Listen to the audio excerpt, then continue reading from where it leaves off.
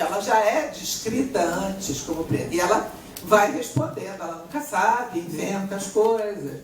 Então, comi muita jabuticaba, comi muito feijão, enfim, todas as coisas que ela vai inventando e vai desenvolvendo a história. O contexto é esse. Muito obrigada.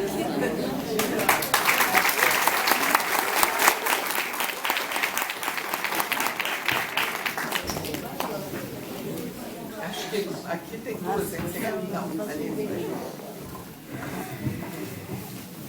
Eu só queria citar um fato. Durante aquela ocasião duríssima da censura, você está com toda a razão.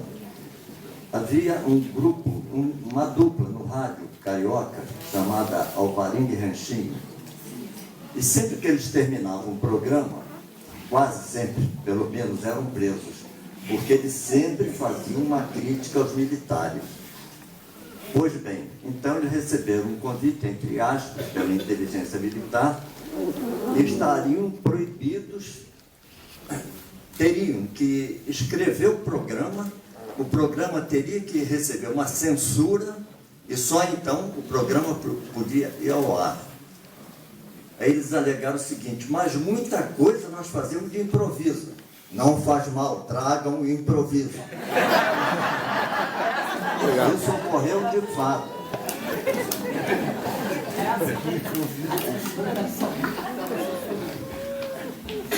Bom, enquanto vamos preparando outras perguntas, eu vou fazer uma também, do Canteiro de Saturno. E achei muito interessante, né, porque o Saturno é equivalente na Grécia é Cronos, né? Deus do tempo. E sempre há muitas interpretações em relação a essa história mitológica. E você fez uma interpretação muito interessante, que é o tempo como aquele que amadurece as pessoas. Mas a questão coloca o seguinte: tem pessoas que elas não amadurecem ainda que o tempo passe. E sobre essa questão também, é um limite que nós temos dificuldade em amadurecer, nós somos realmente pessoas com... Tem essa limitação para... Eu acho que é uma variedade. Há uma variedade de pessoas. Há pessoas que amadurecem, há outras que ficam mais jovens com o tempo. Enfim, eu acho que o ser humano é muito variável. E é muito bom que seja assim. E mesmo nós, às vezes, a gente amadurece em uns aspectos e se permite regredir em outros, que é tão melhor. Né? Quer dizer, eu acho que eu tenho muita dificuldade de generalizar.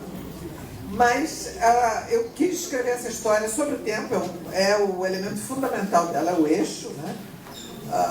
Porque eu acho que é a coisa dominante, é o tecido da nossa vida, de maneira dominante, e acho que tudo se modifica em nós com o tempo e eu queria estudar um grupo de pessoas ao longo do tempo. Então, amizades que se constroem, que mudam, que passam a ter outro aspecto, né?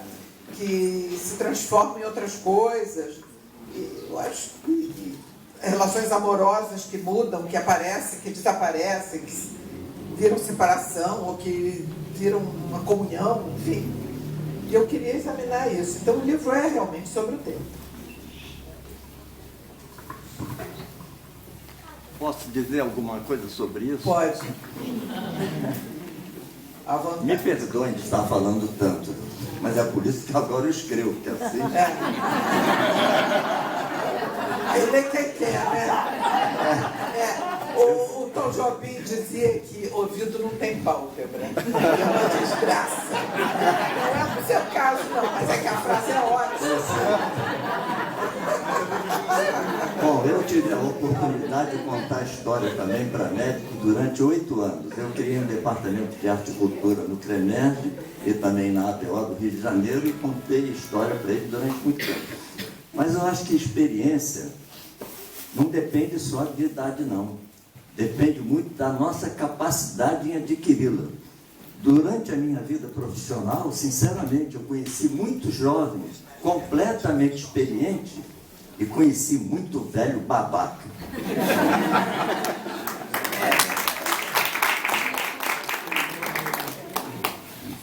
Ana Maria, eu já estava indo embora, mas eu não pude. Eu estou muito curiosa. Eu gostaria que você falasse sobre aqueles livrinhos que eu comecei a trabalhar na década de 70, 80, especialmente, por que você escreveu O Coronel e o Barbeiro? É uma coleção que tem 5 livros de histórias cumulativas.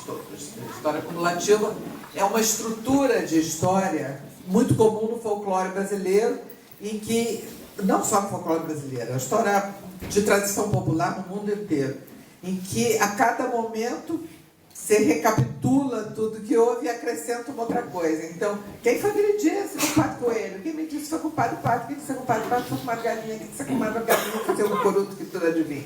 Né? É esse. Aí o outro corre, então vai falar com quem? Culpado pavão. Quem me disse foi culpado coelho. Quando vem, repete todos os outros. Esse tipo de estrutura, que chama conto cumulativo, que é muito característico do folclore, eram histórias que eu adorava quando era criança, e uma delas é essa que eu citei aqui, que é da galinha que está ciscando embaixo da pimenteira, cai uma pimenta no cucuruto.